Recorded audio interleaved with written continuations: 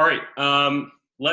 Before we get this started, I will ask if everybody can just mute their microphones, just because I've done these in the past. And what'll happen is if your mic picks up any noise, the camera will switch to that person. So just for recording purposes, we will do like a Q&A afterwards. So if you have any questions, if you want to just jot them down, and then I'll stick around for as long as we have to and kind of go through some questions.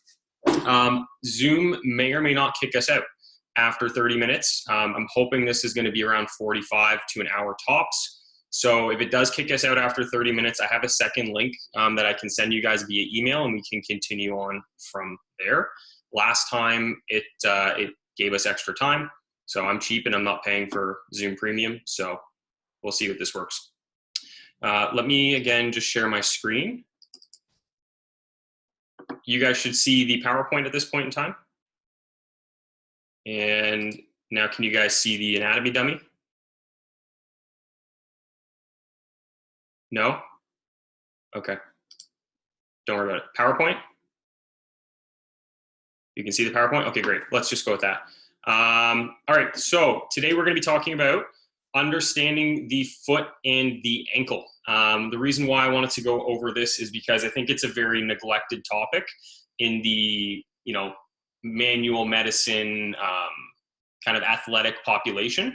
And a lot of times I'll see people in clinic for either knee pain or hip pain, and the first place we're going to start is their foot, and they kind of look at me like I have 18 eyeballs and 3 heads, and then we have to explain it to them that there is an actual purpose to starting at the foot, and then they kind of understand when they see how this relates to their squat patterns or their running performance. So really something I like to focus on with people.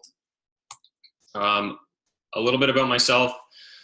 Chiropractor by trade, full-on goofball. I've done a few extra courses. I'm a really big nerd. Again, I think I mentioned last time, I have another research publication coming out in the next few months, hopefully. That's very exciting for me. So outline, we're going to talk about the relevant anatomy and the biomechanics. I'm a big believer of if you know anatomy and you know your biomechanics, then you can fix a lot of your own problems. So that's something I try to empower my patients to know, is that they can kind of learn the anatomy and understand the anatomy. And then when they're confused about something, they can always do some trial and error with themselves, as opposed to, calling me right away. Then we'll talk about some, how this relates to sport performance. And then we'll talk about some foot and ankle prehab, which is essentially, the stuff you do to hopefully prevent you from getting injured. So anatomy of the foot. In my opinion, the foot is the most complex biomechanical structure in the human body. Secondly would be the shoulder. So there will be some concepts that we talk about that might be difficult to understand across the webinar here. So I'll try to make it as easy as possible. To start, the foot has 26 bones, 33 joints, and over 100 combined tendons and ligaments. And that's in each foot. So think about the rest of your body, and now just think about that one biomechanical structure from the ankle down and how many moving parts there are, okay? So we need the foot to be rigid for power production, but we're also going to need it to be soft for force attenuation. We really want to make sure that we're able to produce the power we need to for our sports and our performance, but also have the ability to not become injured every single time we actually go to use our foot in a dynamic loading pattern. There's 3 subcategories of the foot. So the blue part here is the tarsals, the burgundy is the metatarsals, and then the green part is the phalanges, or the toes, if you will. So it's really important to distinguish these 3 different parts of the foot, because they all have different clinical meanings, and they all have different functions in terms of foot performance.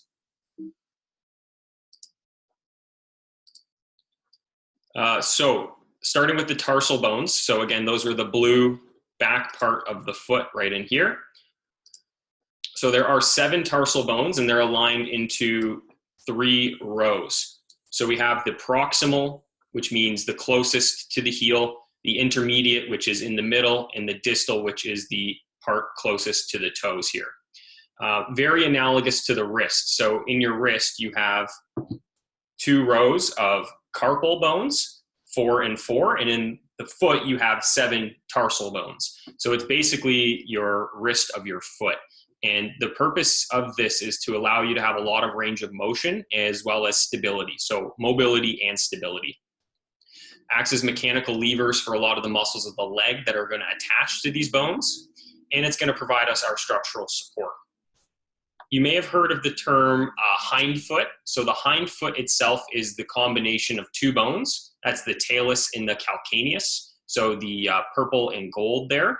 And then the midfoot, which I'm sure a lot of you have also heard of, which is a combination of the navicular, the cuboid, and the cuneiform. So that's the little green guy. That's our cuboid. The blue is our navicular. And then the three orange ones are our cuneiforms. And these three are simply labeled first, second, and third, or medial, meaning inside, middle, and lateral. Doing okay so far?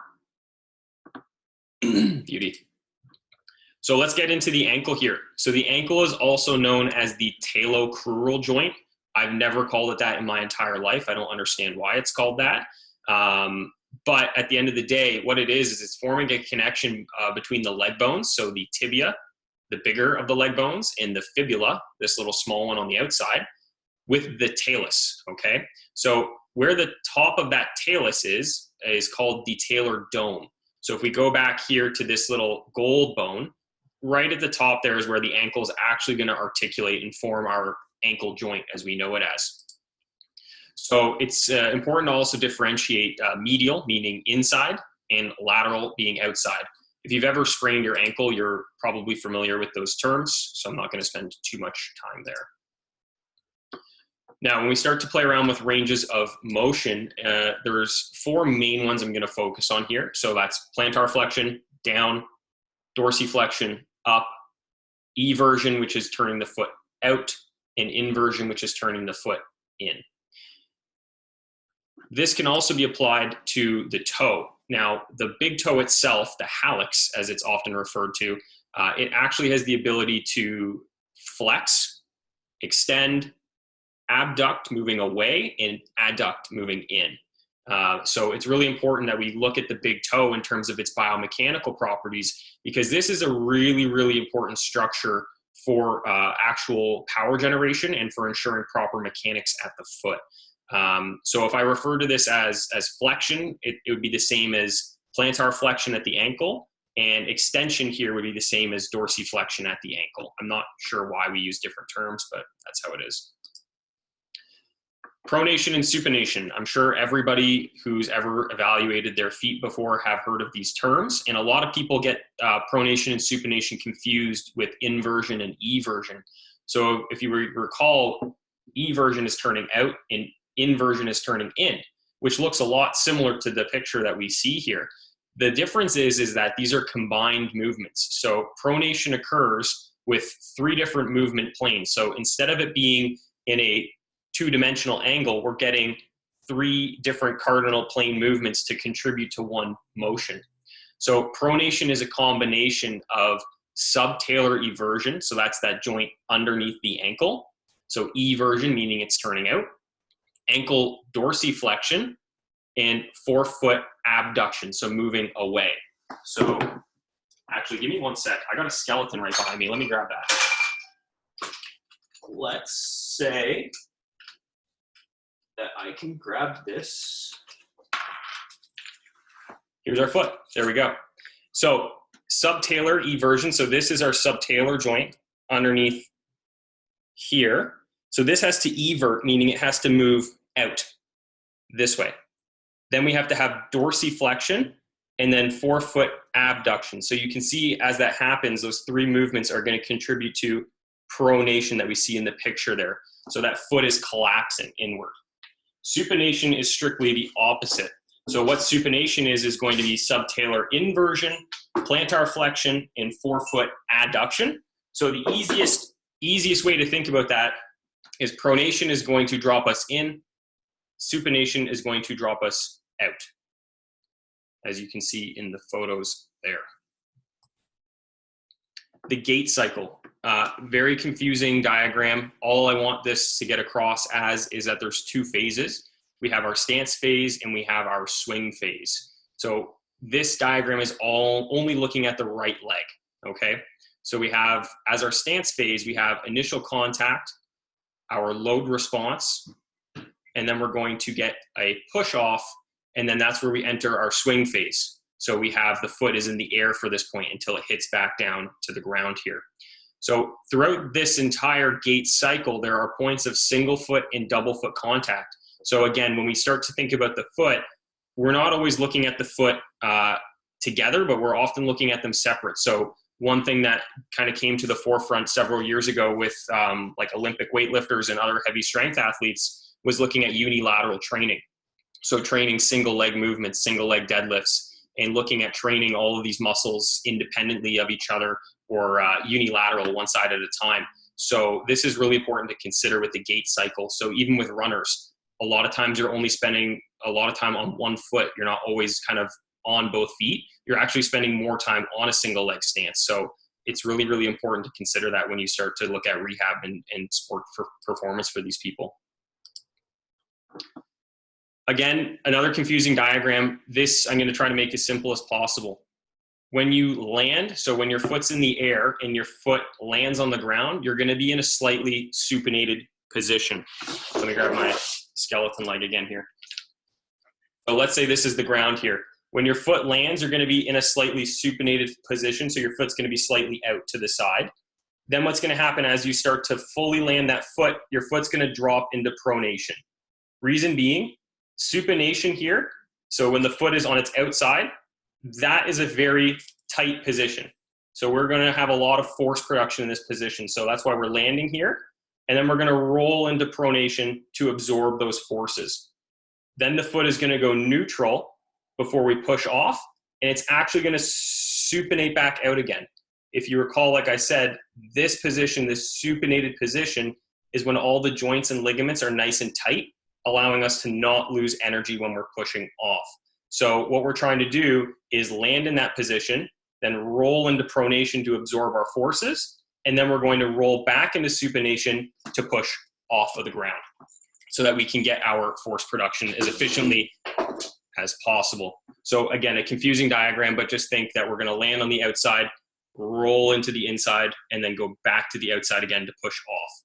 The big toe itself is going to actually drop back into pronation to push off, but the rest of the foot is going to stay out into supination. So just think outside, inside, outside, inside. That's kind of the mechanics at the foot. So pronation is often demonized when we look at running. Everybody says you got to get anti-pronation shoes. Yes, if they're an over-pronator, but not all the time. So it's really something that we don't want to have all of the time, okay? Pronation is a very valuable movement and it shouldn't be demonized, but overpronation is something to look at. The plantar fascia. This is a hot topic. Plantar fascia is a dense piece of connective tissue that's going to span the entire bottom of the foot. It goes from the heel all the way out to the toes. Several functions: provides arch support. It's going to absorb forces during running. It's going to protect all the shit that's underneath the fascia itself. So that's a really dense piece of tissue. So back in the day, when people didn't wear heavily padded shoes and they went for a run and they got something that pushed up through the shoe like a rock, the plantar fascia, you know, from an evolutionary perspective, is very important to protect all the stuff underneath that foot. And it's also a massive, massive biomechanically important piece of tissue. So what we just talked about with supination and pronation, when you're actually moving in that gait cycle, the plantar fascia on the bottom of the foot is going to help tense that foot back into a supinated position so that you can get your power production. So if that didn't happen, what's going to occur is that your foot is going to remain in more of a pronated position, which means that all of the joints and everything aren't nice and tight to allow that force production, okay? So then you see people going in for fasciotomies, meaning they're getting this fascia cut because they think it's causing them chronic pain. And then all of a sudden their biomechanics go to shit too, because now they can't actually get that tension in the foot to allow them to generate force. So again, it's something I see a lot clinically, but it is something to consider when we look at the mechanics of the foot here, is the importance of this tissue in power production. If you don't have this book, buy it. It's called Anatomy Trains by Thomas Myers.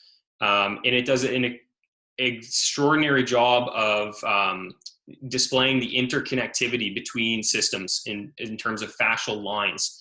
So all of our muscles are surrounded by a connective tissue called fascia. And you're going to see here at the bottom of the foot, that's our plantar fascia, this blue part on the bottom of the foot. And in dissection labs, they've actually traced it all the way up into the gastrocs, all the way up into the semimembranosus and semitendinosus of the hamstrings, into that ischial tuberosity, and then crossing up into our lumbar erectors and even into the suboccipital region and into the skull. So they've actually been able to dissect this as one huge train, if you will, of fascia. So start to think about this when you're working with an athlete and they have chronic foot pain, but maybe they have really shitty lumbar erector endurance. And they say, I do like DT or I do whatever exercise or workout and my lower back completely blows up. Or they say like, oh, my hamstrings are just jacked up all the time after I run.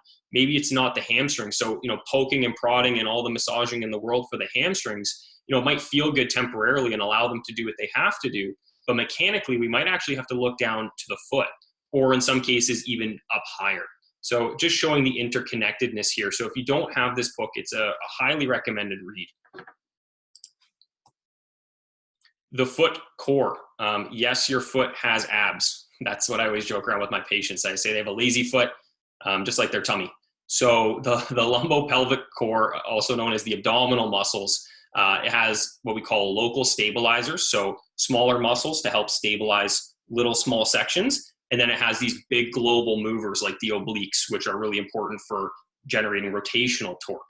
So when we look at the actual foot, there are 4 muscle layers that are very, very analogous to the muscles of the core. So we have local stabilizers, all these little guys, and then we have these big muscles here that are more of global movers of the foot.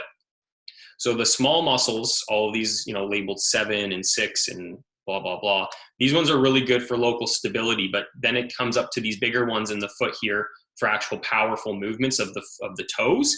And then the muscles of the lower limb, the leg, which are going to attach as well for full power production. So I kind of talked about that already. The muscles here, 4 muscle layers, moving from superficial to deep. So if you peel off layer 1, 2, and 3, then you'll see 4 and 5. And then if you peel that off, you'll see the next layer. Again, a weak foot is a lazy foot. So don't have a lazy foot. It's always important to look at the strength and conditioning of the foot itself. And a lot of times it's just because people have never worked on this is the reason why they have such a lazy foot. They need to really understand that this is something they're going to have to spend time controlling and getting control over before they can fully appreciate the value. A lot of times, like I said before, people are coming in and they don't understand why we're working at the foot.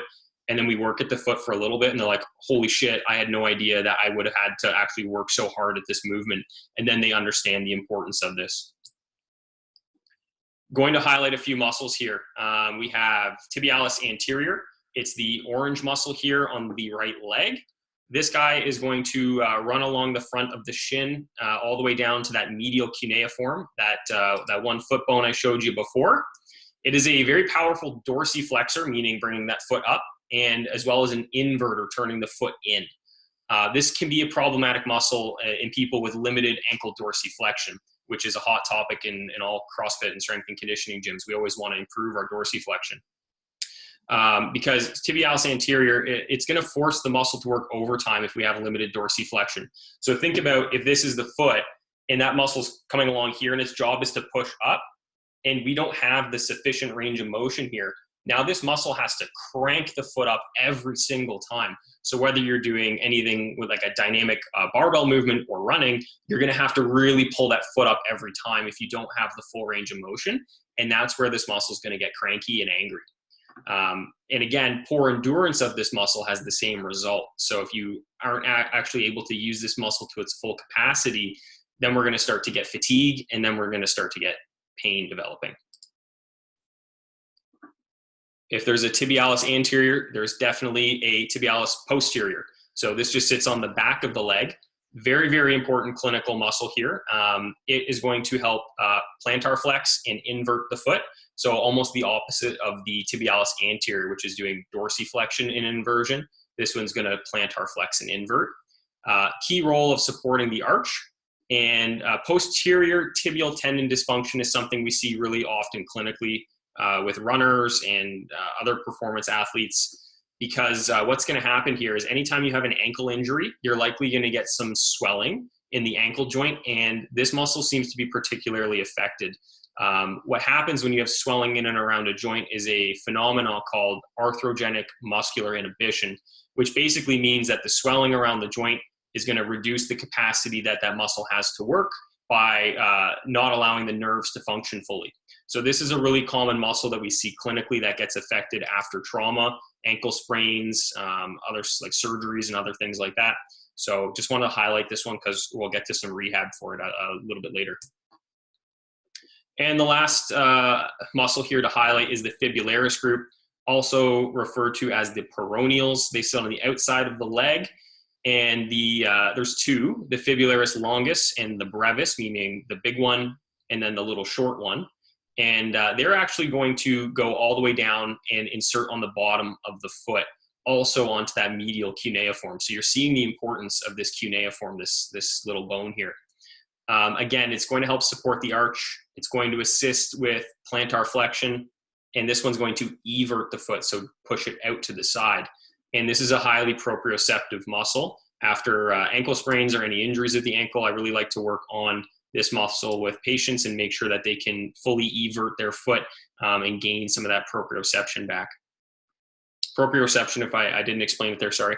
Proprioception is a concept as to how well your structures, like your soft tissues, your muscles, your ligaments, and even the joints can sense where your body is in space. So we have all these little receptors, if you will, in the foot that gives us this proprioceptive information on balance and positioning, sends it back up to the brain and then back down to the feet to kind of help us attenuate or kind of respond to changes in our environment.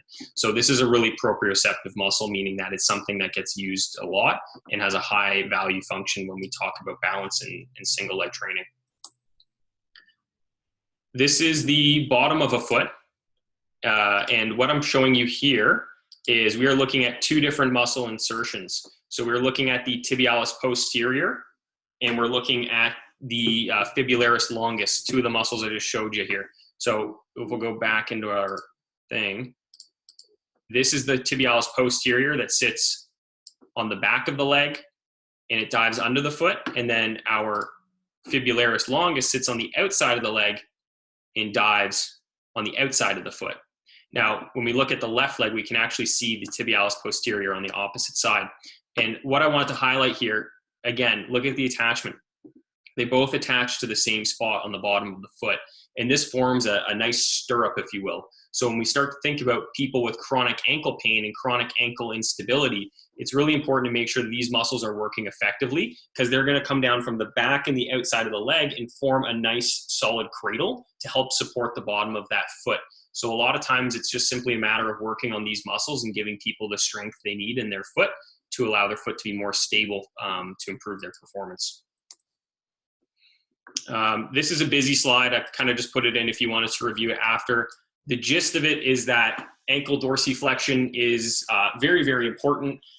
Sprinters, dorsiflexion is going to increase the potential energy in the calf. So when we're running and that foot comes up, it's going to tense the muscles, the calf muscles on the back here. So that's why dorsiflexion is really important for a sprinter, because it's going to allow them to store more force.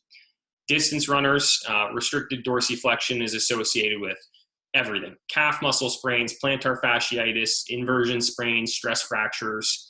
And then weightlifters, if you have less dorsiflexion, the shin is going to remain more vertical.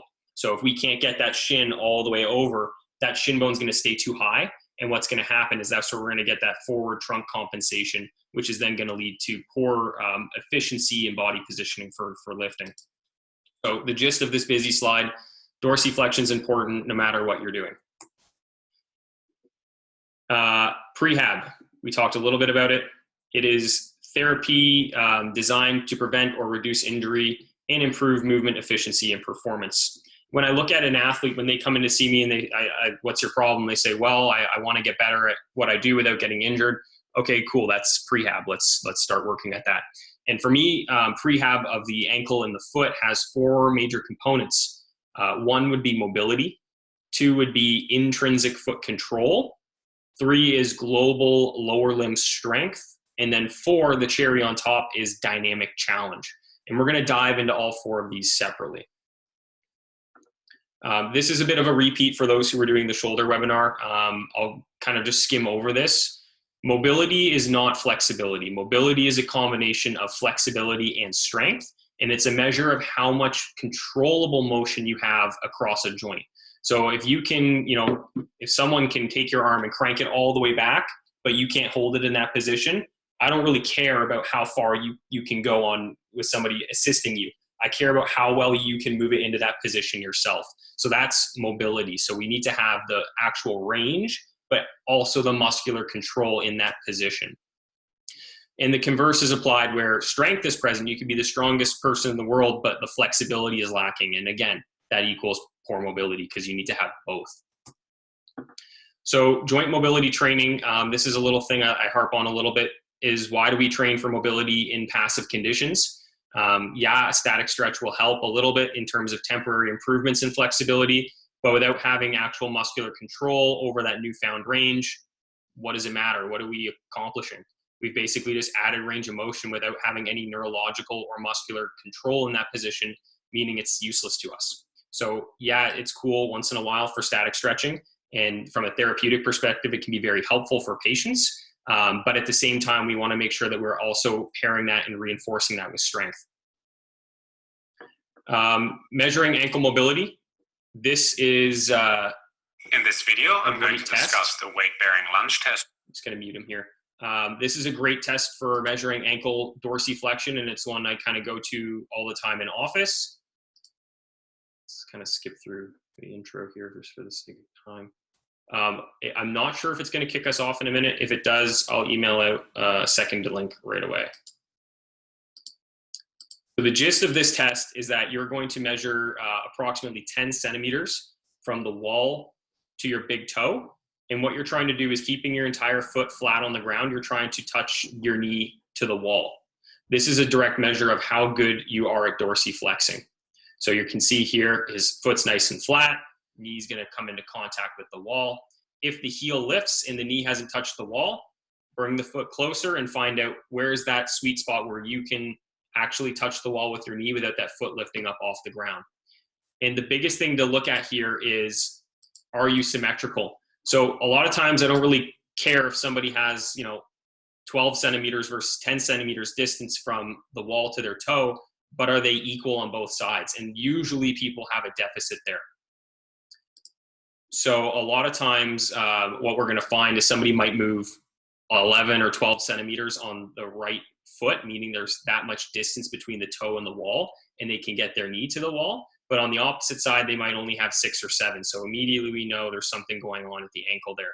And a lot of times you'll find this asymmetry, oftentimes in people who have complained of like overhead squat mobility, or when you look at them squat, you see their trunk does one of these and it dives forward, or your runners who always constantly complain of calf tightness. This is another thing you'll often find.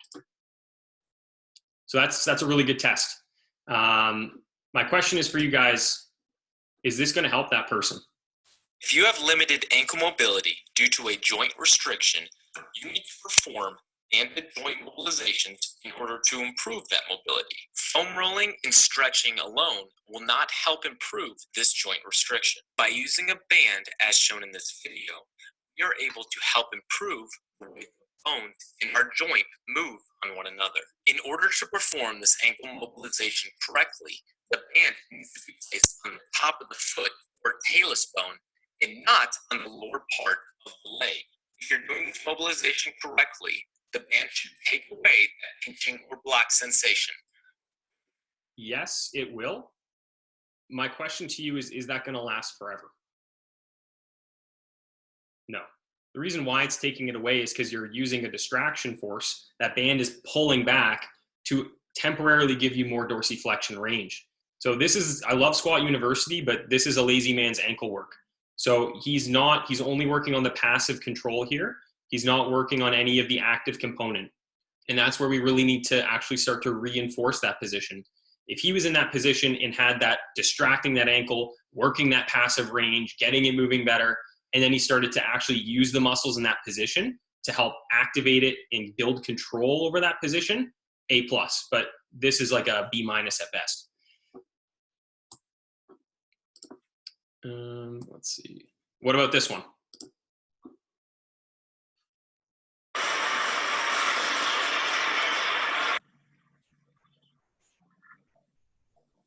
What do we think?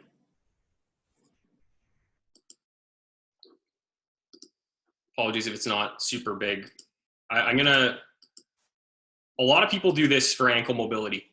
Watch his ankles. His ankle's not moving. All of the movement is coming through his hip.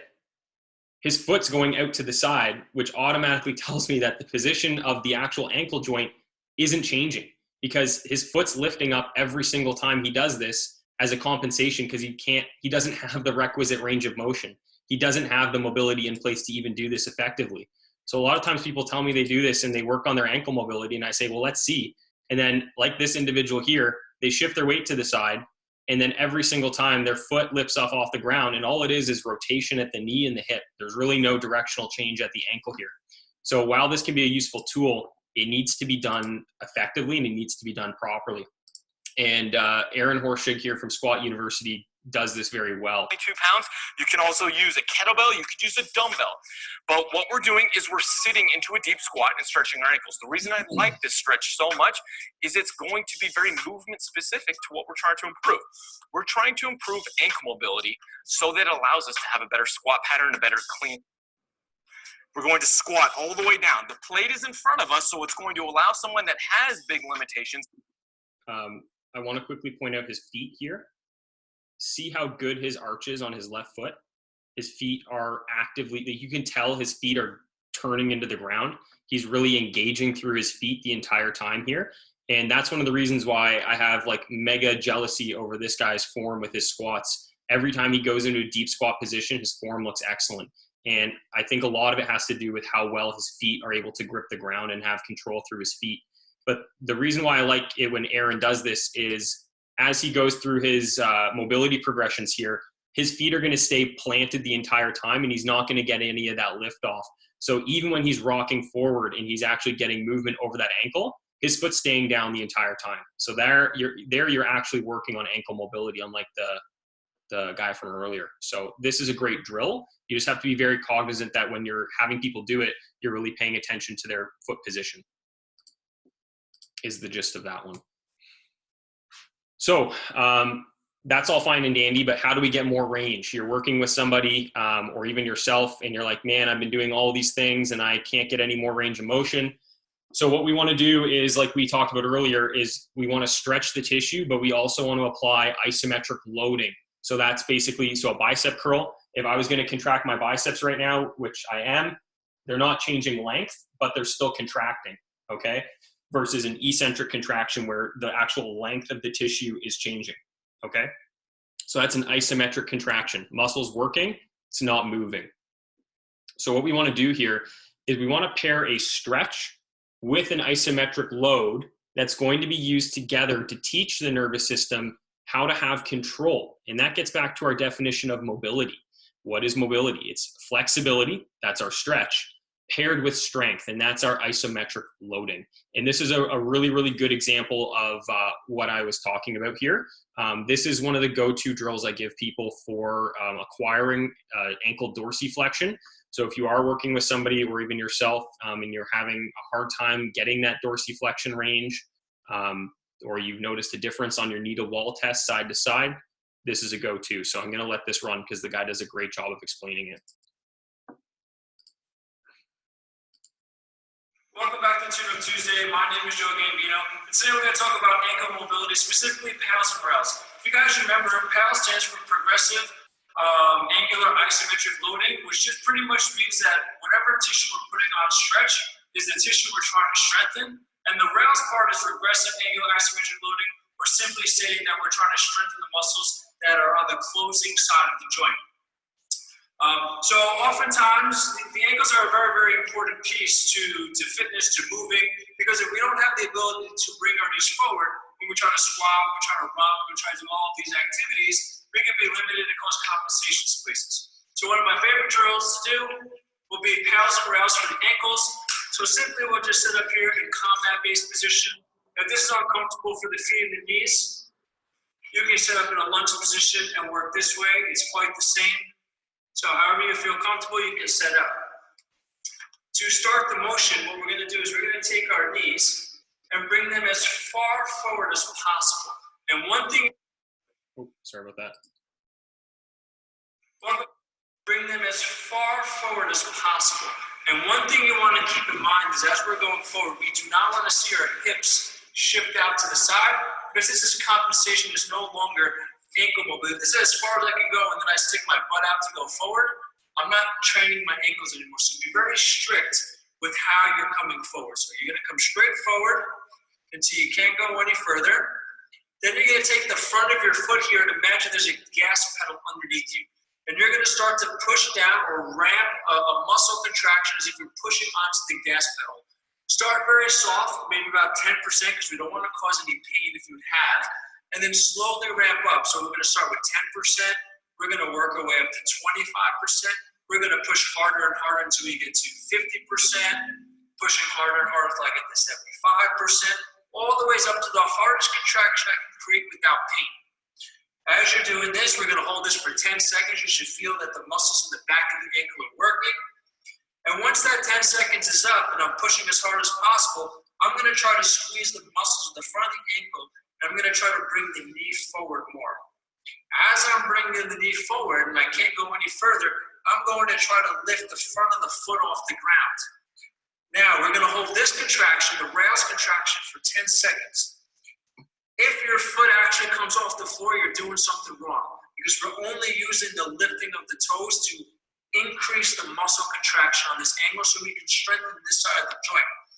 If I was back here and asked yourself to lift it up, you'd have no problem. But because we're taking up all the motion already by bringing the knee forward, when we try to lift, nothing's going to happen, but we're creating an isometric contraction on the front of the ankle here, strengthening this side of the joint. Once you're done with your 10 seconds of rails contractions, you're just going to settle into your stretch 10 to 30 seconds before you start your next round. You're not going to back out of it because you don't want to lose the connection to the tissues that we're trying to change. All right, so give that a try, 3 rounds. Hopefully everybody followed along with that. The gist of it is that when you're doing this, you want to find your end range of dorsiflexion, and then you're going to gas pedal down, building up to engage the muscles on the back of the leg. And that's our PALS, our progressive motion. And then what we're going to do is try to sink further into that stretch. And now we want to engage the muscles on the front of the joint. So what we're trying to do is establish muscular control on both the back and the front of the joint, so that that new range that we acquire isn't useless. So we're reinforcing that range of motion, okay? That's like a go-to that I do with almost everybody coming in with a dorsiflexion limitation. Something else, I am a chiropractor, so something else we do is we just crack the feet. We manipulate the feet, and that's going to release a lot of tension between the joints and allow surfaces to move better. And I'm going to show you just a quick video here. Pain for the past 10 years or so. So what this is essentially is a chiropractic manipulation of one of the joints of the foot that's going to allow improved dorsiflexion of the foot here. So this talus is not moving whatsoever. It's not surprising. That's what we found in X-ray. Now we're going to pump this up and we're going to set it.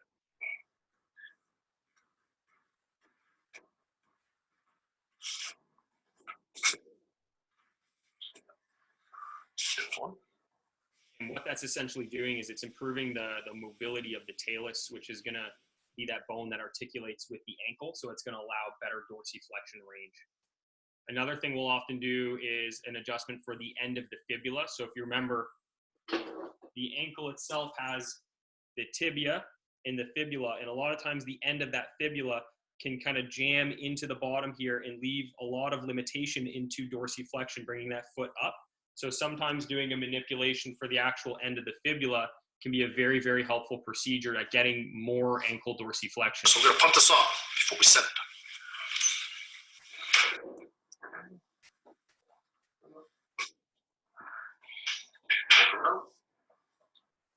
And again, what that essentially is just reducing any joint restrictions or adhesions within the joint capsule to allow more range of motion at the ankle joint. Something else I'll also do for dorsiflexion range is acupuncture. It's going to reduce tension in the muscles. That's going to limit the mobility acting at the joint. So essentially what it does is it wakes up the nerves that are supplying the muscles before exercise. So if that person's having a really hard time engaging that tibialis posterior muscle we talked about before, meaning that they're having a really hard time supporting their arch, I'm going to go in there with a needle and I'm going to wake that muscle up. So this is a video of us actually getting that same response. So you're going to see here this person's foot is inverting, and that's because of a contraction of the tibialis posterior muscle. So that when this client goes and does their rehab exercises afterwards, they can actually, consciously use that muscle a lot better than before. So this gives them a little bit of awareness of how that muscle works and how that muscle moves, and it reduces that neurological barrier, we'll call it.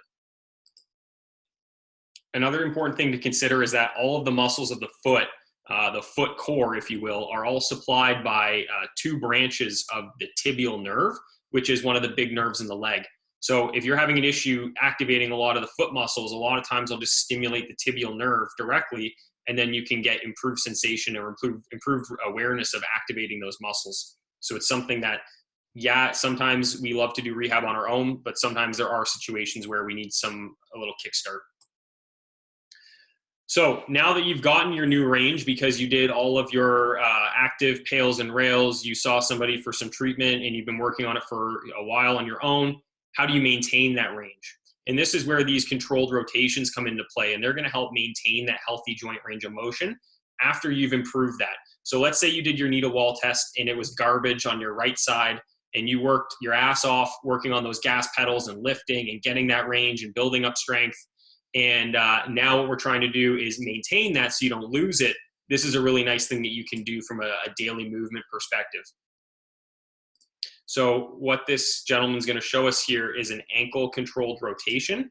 So he's going to set up in a position here where he's going to really block any movement from happening at his hip or his knee. So let's just fast forward here a little bit. So he's hugged his knee with his right arm. And what he's doing here is he's really, really squeezing nice and tight. And that's just going to limit the amount of motion that comes from the hip and the knee. And what he's going to focus on here is keeping his knee directly in line with the bottom of the ankle. So we don't want to see any rotation at the knee when he's doing this. So he's going to start by bringing the foot straight up into the air and then slowly going around into inversion without that knee traveling. So he's trying to keep the knee nice and stable.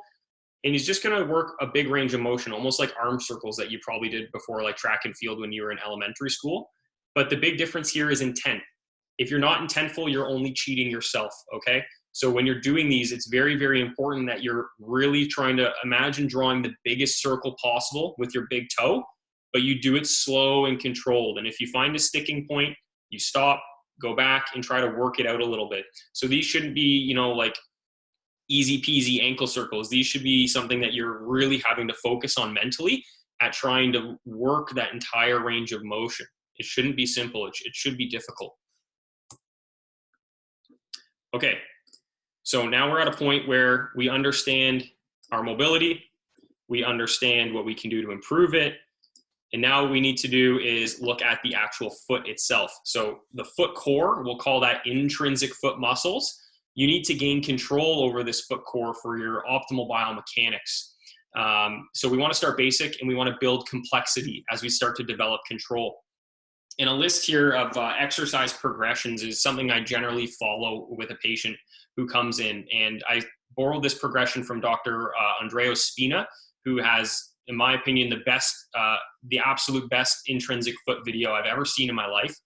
So I'm going to play clips of that for you and show you these progressions. What we're essentially trying to do here is teach the toes how to move independently. And then we're going to work on global intrinsic foot strength and control. And then we're going to start to add in some more challenging dynamic movements. So the first part I call toe yoga, and that's what he's going to go through with the toes going up and down.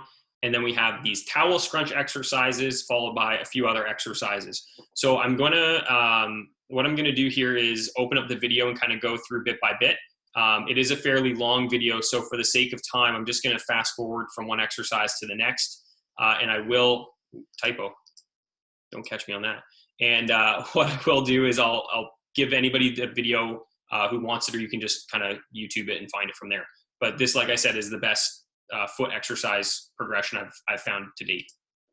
So I use it with a lot of clients.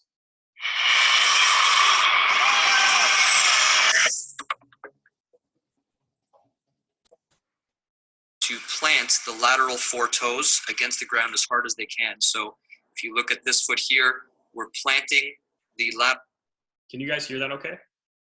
Yeah, okay. 4 toes. And then what we're going to do is we're going to get him to, or her, to slowly lift the great toe as high as they possibly can. Now, when we say as high as you possibly can, you want to extend as far as possible. And what you're going to notice in people who can actually accomplish this is they're going to start to get cramping on the inside of their foot here, as well as on the outside of their foot here, and sometimes in their extensor groups. Now, I always explain to patients that cramping is simply neurological confusion, or it's the inability of the nervous system to really produce the movement that you're asking it to do. So I'll really get them through the cramping and just kind of tolerate it, and they'll notice that the pain will go down. The next exercise we'll do is the exact opposite. I'll get the person to simply flex the big toe into the ground as hard as possible, and then lift the lateral 4. So we're going to flex the big toe, extend the lateral 4. Once again, we're going to get cramping on that inner arch, and they're going to start to get cramping on their extensor group, which is completely normal. In most cases, when you ask someone to do these, they'll kind of stare at their foot, and that you'll see flickers of contractions like that, but nothing will actually occur. And that's really not an uncommon finding for most individuals who have no intrinsic foot strength. How often will I prescribe this particular exercise? The answer is as many times as possible, holding for as long as you can. And I'll get them to do this both without a shoe as well as inside their shoe. So that would be the first exercise that we would prescribe. If people can't do it at all, they'll notice that within a few weeks, hopefully, bringing the... That was flexion and extension, and now what he's going to move into is adduction and abduction of the toes. A bit of I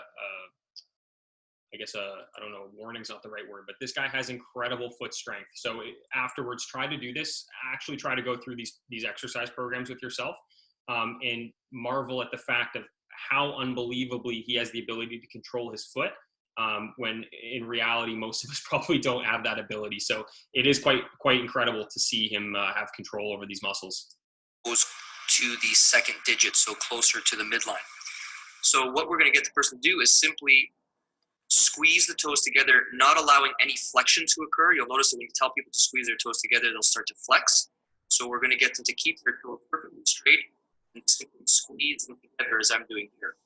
Now, most patients or most clients that you have will not be able to do that. So what you're going to do is using a pen. If you put a pen into in between the two joints and then get them to squeeze, just the fact that the pen there is going to give them enough afferent feedback so that their nervous system will actually know how to accomplish the task of adducting. What you want to tell them to do is try not to let the pen go in one direction or in the other, because if that's happening, that means that they are flexing the toes instead of pure adduction. So you want them to be able to hold it in between their toes and relatively straight as they hold. You can do it for those toes as well as for in between all of the other toes as well, so that's the movement of adduction. Once we've mastered the great toe extension, lateral foretoe extension, and the adduction, what we're going to do next is work on abduction, which is actually considerably more difficult and will take them a lot more time. So what we're going to do with the foot flat, we're going to get them to simply extend all of the toes, keeping the metatarsal head down. And then from here, we're going to splay the small toe, then the next one, and the next one, and the next one, going towards the big. And we're going to get them to plant them one at a time on the ground. So raise up, keeping heel on the ground, metatarsals on the ground, raise up, and then separate the toes, put the small toe down, the next digit, and then the big toe. Extend up, extend or expand, abduct, plant, plant, plant, plant, plant. Tilt. So he makes those look very, very easy, but in reality, they're extremely difficult. So if you try to do them, like even now when you're sitting or afterwards, you're going to probably be a little frustrated. It takes time to build up like strength and control. He makes it look very simple, but it's really, really not. So now what we're going to jump into is the next part of our progression here, which are towel scrunches, which in summary is there's a sheet or a towel on the ground. And what you're working on is pulling that towards you by using your toes into flexion by activating the muscles underneath the arch of your foot. Now, he's going to do that here. The foot as we're pulling. So getting a little bit of tilt medially or laterally as we're pulling. Once again, making the movement more dynamic. So from here, I'm going to draw in with my lateral foretoes first. Great toe next. Lateral fore. Great toe. Okay. In order to make this more difficult, we can start adding weight. For example, casual kettlebell. So 20-pound kettlebell. Place the 20-pound kettlebell away from your foot. And then what we're going to do is we're going to start to crunch with the big toe or lateral fore, straighten, crunch with the big toe. Crunch, lateral fore. So again, the guy has incredibly strong feet. When you are doing this, it is very important that you work on differentiating the big toe from the outside toes. Because when we look at the structure of the bottom of the foot, the big toe needs to work independently. And a lot of times people don't have that ability to move the big toe independently. So everything he's doing here, you're seeing that he's working on the toe, the big toe, and then working on the other toes as a global unit. I would suggest maybe a textbook or something to start. I wouldn't jump right to a 20-pound kettlebell because he makes it look incredibly easy, but it's a little bit more challenging than that. The next thing that he's going to get into is what I call a squat rock. So you're basically going to get into the bottom of a squat and trying to keep your foot engaged the entire time. You're just going to rock your body in clockwise and counterclockwise circles, trying to keep the entire foot engaged the entire time as you're moving around in your directions for your squat here. And what that's going to do is it's going to challenge the mobility of the ankle, but it's also going to challenge you to keep all of your foot core active the entire time. And this is something nice you can do before like a squat day at the gym because you're going to encourage good hip flexion, good knee flexion, ankle dorsiflexion, and get the toes nice and warmed up. So in terms of like a bang for your buck exercise, this is something, again, that I'll give people pretty quickly when we start looking at lower limb rehab. Calf raises. Very neglected exercise in my opinion, and even more intense are toe-supported calf raises. So he's basically just hanging off his intrinsic foot muscles here of his toes, and he's gonna go up onto the edges of the step, and what he's gonna do is plantar flex off of his toes. So what he's really working on here is just acquiring plantar flexion through the actual toes themselves. So he's using the muscles of his foot to stabilize his foot to allow his calf muscles to propel him through the motion. And even more challenging is he's going to do it next using his big toe supported only. So yeah, I know, Jordan, right? It's pretty crazy. So what he's going to do is go up onto the big toe, and he's going to basically use the muscles that control the big toe to hold the big toe. And he's not going to go up and down, but what he's basically doing is hanging off those intrinsic foot muscles to strengthen them in that position of challenge, essentially. And the next thing he's gonna go over here is a forward wall lean. Very, very simple exercise.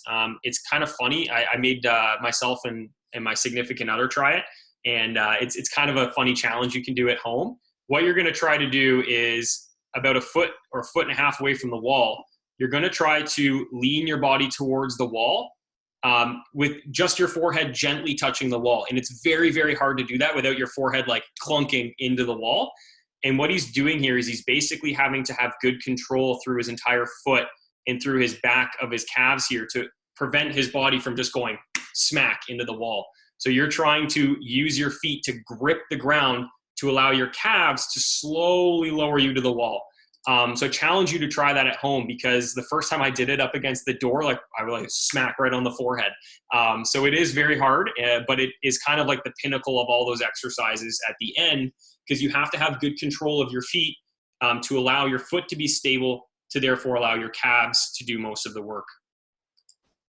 So a lot of exercises there, but again, that's the best progression I've found in terms of getting intrinsic foot control. So if you are working with yourself and you want to improve your foot control, I would just go with that video, and I would start at the beginning and work your way through. A couple other things I'm going to add in here that I really like are some banded arch raises. You can either do this on one foot or both at a time. This gentleman does both feet. So you're going to see his feet collapsed. So that's pronation, and he's going up into supination, working on lifting those arches, keeping his big toe, his pinky toe, and his heel in contact the entire time. And he's just working on letting his feet collapse and opening back up. One thing this video demonstrates very nicely is the knee. So watch as he goes from supination to pronation. See how his knees dive in? Internal rotation at the hip and the knee there. And that's a really good point in terms of why we don't want to overpronate, is because overpronation is going to cause a lot of internal rotation stress at the knee, which can lead to hamstring tightness or other knee and calf injuries. So really gaining good control of your feet and good control of your arches is really, really helpful. And this banded drill is a really good one I give a lot of people. I usually have people start it on one foot at a time because it's a little bit harder, believe it or not. But that's a nice one you can do at home. And what is this here? It's the same thing. But just in terms of progressions, if you've done that and you're finding that that's not hard enough any longer, make it more challenging by yourself by getting into a staggered split stance and trying to do your arch ups and downs in that position. Or make it even harder and get into like a split stance, like you're gonna catch like a split jerk in. And in that position, try to go up onto keep that nice arch, and then actually try to go up onto your toes in that position while still holding that arch. So you're basically taking a basic movement and going from collapsed to pronated to supinated, and we're going to stagger it, and then we're going to stagger it and go up onto our toes. So you're just trying to make it more challenging for yourself. So those are some good progressions. I know we're coming up to almost an hour here, so I'm going to try to get through the rest here as soon as we can. Just give me one sec here. We mentioned a couple other muscles earlier, tibialis posterior being one of them, and this is a go-to rehab exercise to get that tibialis posterior moving nicely. It's called a tib post heel raise. So what we're going to do here is, after we've developed good control through the bottoms of our feet, we are then going to squeeze a tennis ball or a lacrosse ball between our inside of our ankles, and we're going to try to squish that in as we go up onto our toes, because that's going to activate our tibialis posterior, which does our plantar flexion and inversion. So what we're trying to do is invert the feet by squishing that ball and then going up onto our toes to get that muscle nice and strong. And you can do reps, sets, or you can do like longer endurance holds with people. For the everters, I really like this exercise. Very, very simple, but very effective. Get a ball, place it against the wall, and tell them to push out with their foot into the wall as hard as they can and hold it until it cramps and they can't hold it any longer. So really simple, and then it takes out a lot of the, well, how many times a day do I do it? Do it until you can't, and then do it again. So this is a really nice way that we can get those everters nice and active. And again, these two exercises, when we think about before, we talked about the underside of the foot, that stirrup. These are those two muscles that are going to form that stirrup, that tibialis posterior and the everter muscle. So both of these exercises here are going to help to provide good stability to the foot and the ankle and help to support that arch. And then lastly, our last component is dynamic challenge. So simply making the exercises you're already doing harder. Do them on a wobble board, do them on a BOSU.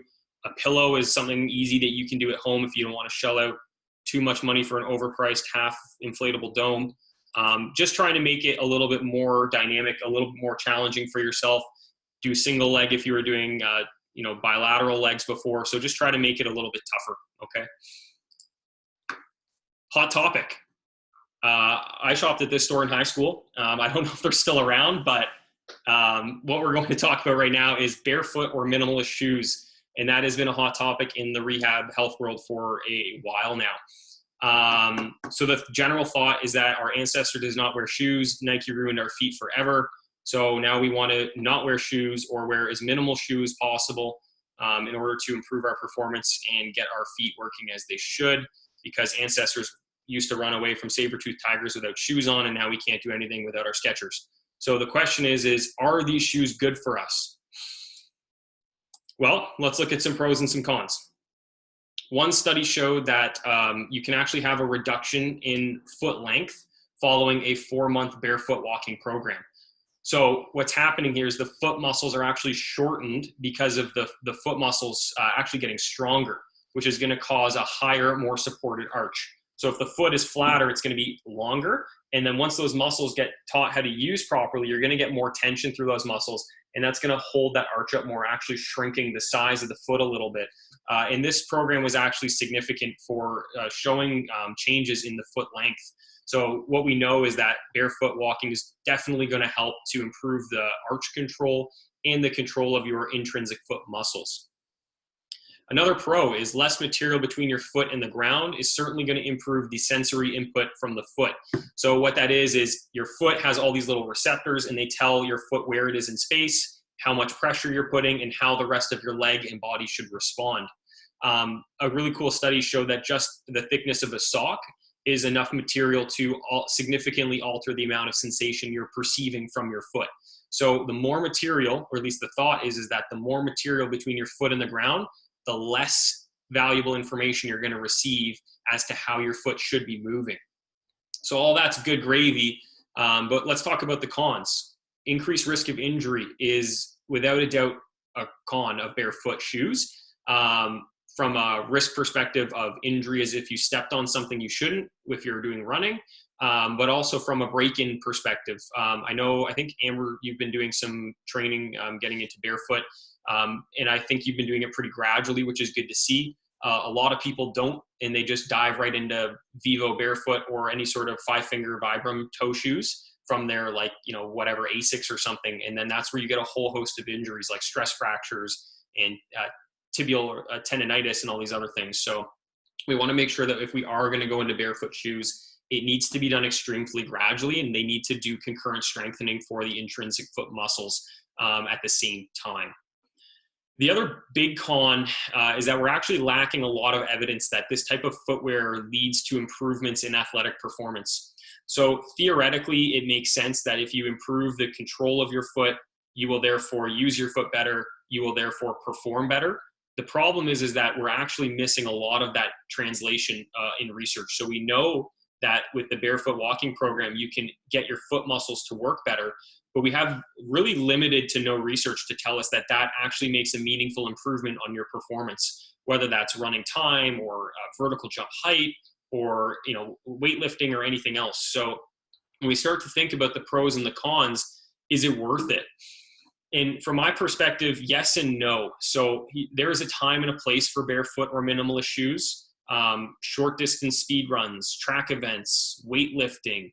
Those are all times where a barefoot or getting as close to a barefoot shoe as possible, I think, is a good idea. And no for me would be distance running for the majority of people, unless you grew up somewhere where you never wore shoes, like some of the Kenyan runners, and you can run a half marathon without shoes on. So aside from that, I don't really recommend them for runners, except if they're doing short distance speed track runs. So something I'll often get people to think about is, you're not wearing padded shoes all of the time. So is a few hours a week in your training the biggest deal? I would say it's probably shouldn't be at the hierarchy of your things you're trying to address with your training. So as long as you strengthen the foot muscles in your prehab, you're doing better than most people right off the hop. And wearing padded shoes for a few hours isn't going to undo all of your hard work. So I'll often say to people, you're in the gym, you've done 100 hollow rocks, you've done so many planks, and you've gotten your core like super jacked up, and then that's going to help you with your lifts. And then you're going to go home and sit on the couch. Well, you're not going to engage your core all the time while you're sitting on the couch. So how much different is that than working on your intrinsic foot muscles and getting them nice and strong, but then strapping on a pair of padded shoes for a half an hour run? From my perspective, as long as you put in the work to gain control over that foot, then that's half the battle right there. You've already done that at least. So, let's minimize damage by at least putting a little bit of padding in there. It's not the end of the world. I'd rather have somebody wear a more padded shoe and learn how to control their foot properly than try to get into a minimalist shoe and have absolutely no control over their foot. So in summary, understand the anatomy. Don't be lazy with your feet. Don't wear shoes all of the time. Be cognizant of when you're at home. Try to be barefoot. Even socks can have an effect. And then we're lacking evidence to say that minimalist shoes will reduce injury or improve athletic performance. However, there are definitely some sports-specific considerations to be made, and there certainly is a theoretical link that, yes, this could be beneficial for a lot of athletes. That is the end. Thank you so much for listening. Hopefully it didn't drag on too much. I know it's kind of content-heavy. Like I did say, the foot and the ankle is probably the most complex biomechanical structure in the body. So a lot of this stuff is kind of difficult to get through virtually, but hopefully it was clear enough. If anybody has any questions, I'm going to stick on here for a few minutes. If you don't have questions, again, thank you for listening, and we'll catch you guys at the next one.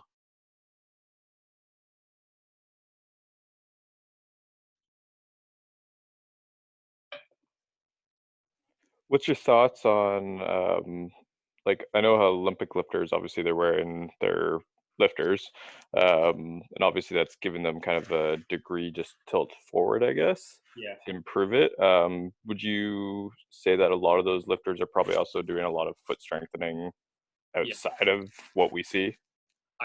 Great question. I think if you're seeing them lifting at a competitive circuit and they haven't done foot strengthening, I'd be really surprised.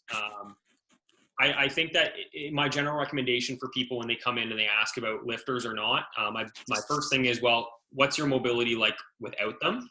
And then if it's a point where we try to do everything and they can get away with not using lifters because they can do their mobility work and things look great, then what's the point unless you're planning on competing and you really, really need to be sure. Otherwise, don't use the lifters. But if we work with somebody and they're like, man, I've been working on this forever, always have to understand that the anatomy, everybody's anatomy is completely different. Like mine and yours is going to be completely separate. I might never be able to get the same range of motion that you have at the ankle, and that just might be life. And the other thing to consider is foot size too, right? The longer foot is going to allow for a more stable platform versus a smaller foot. It's like if you have like a short foot, think about it like a little peg leg, right? That's going to make a big difference for how much force you can actually transmit through the bottom of your foot, which is going to make an impact on your range of motion at the ankle. So anatomically speaking, if they've done all of their lifting or all their mobility work and they still can't get the requisite range and they're having a problem with positioning, then go for lifters for sure. So I would be very surprised if people at the Olympic circuit and in that realm haven't done any sort of foot and ankle work. Right.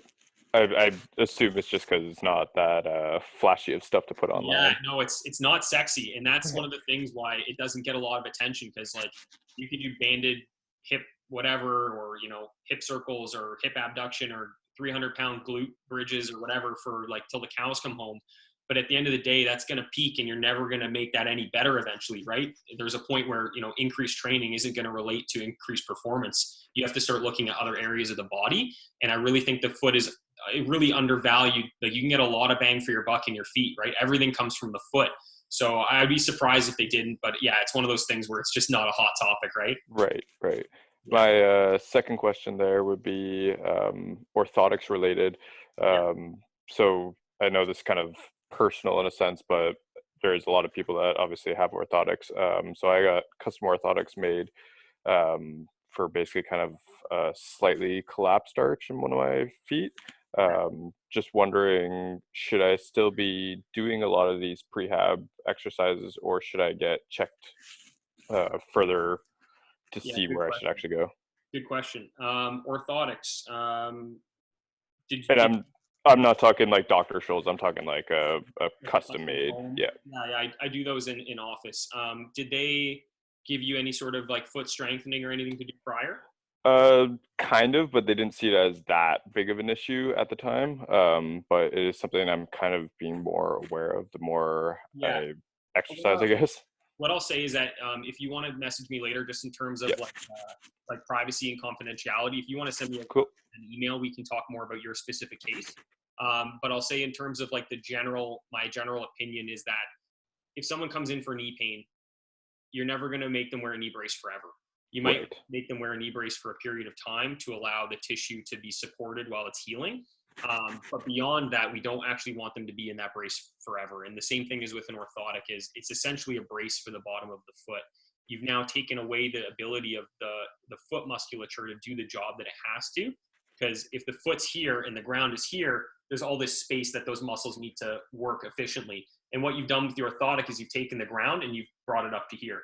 Right. So you've essentially brought the ground up to the bottom of the foot, and now the foot muscles start to get lazy because they don't actually need to respond as well.